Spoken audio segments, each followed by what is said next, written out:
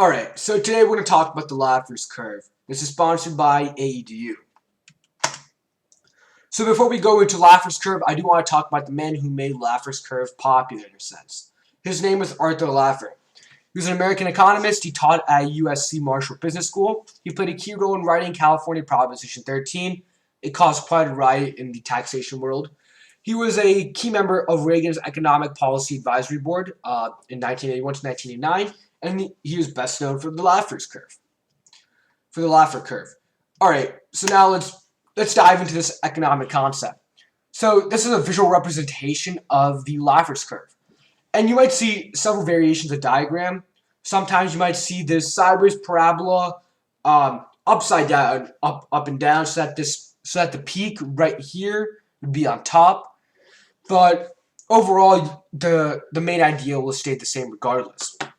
So the tax rate for this diagram, I personally like this diagram a lot better. On the y-axis is the tax rate, and on the x-axis is government revenue. And I'll go over what this diagram means as soon as I go through this. So the Laffer's curve. It's a representation of the relationship between the rate of taxation and the resulting levels of government revenue. So this illustrates that as taxes increase, so will government revenue until a certain point. So follow my cursor right here. From the 0% line, as you trace this line right here, you will reach a certain point. And this is the optimal point. What this is saying is that as you increase the tax rate, right here, as you increase the tax rate, you'll also increase the amount of government revenue. So at 0%, the reason why government revenue is 0 is that if there's no tax rate levied on money, that means that the government is making no money, which in essence means that there's no government revenue. So as you trace this line, you reach this optimal point where the tax rate is at its best rate.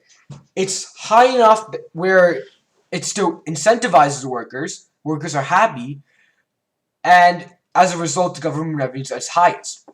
This area right here, the unshaded region, is where workers are happy and incentivized, and the government revenue is basically good as a result. Workers are happy, but if you're at this point right here, although workers are happy, government revenue can increase. So after this certain point, the optimal point, even though taxes are increasing, government revenue will decrease. So follow my cursor. This is the back sloping line from this optimal point all the way to 100%. So basically this is saying that after this optimal point where workers are happy with this tax rate, it's high enough so that it makes the maximum amount of government revenue possible while ensuring that workers are incentivized. That's the optimum point. So after that, workers are not as happy that the tax rate's as high. As you keep going, the tax rate is getting higher and higher. It's burdening the workers, and they no longer can sustain themselves. And as a result, they won't want to work as much. They're unincentivized, which means that they're not working as much, which means they're accumulating lower money. What that means is that even though the tax rate's higher, there's less income coming in, less purchases, which means that the government revenue will decrease until it reaches 100%, which means the government revenue is 0. And that's because at 100%, each penny that a worker makes is taxed upon, which means they'll have no incentive to make money, which is why the government revenue is 0. So the Laffer's curve is basically telling economists is that you have to be efficient with the tax rate. You have to find that optimal point. This certain point where my cursor is the optimal point, and it's a job of economics to find it. So this diagram is a bit misleading.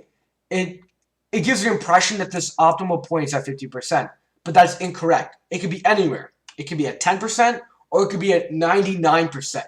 It's a job of economics to find that point. So let's go to the applications of the Laffer's curve in the real world. So the first application is Reaganomics, and Arthur Laffer was part of the Reagan Economics Advisory Board. So it makes sense that Laffer's curve is applied in Reaganomics. So Reaganomics advocated for the lower tax rate because it kept in mind about the Laffer's curve. And because of the war, they were thinking that maybe they were a little bit past that optimal point, and they wanted to backpedal and reach that optimal point once again. So one way they decided to cut the tax rate was to bring down the top marginal tax rate from 70% to 31%. And as a result of this and other tax cuts, the absolute revenues of the government doubled. And that's unprecedented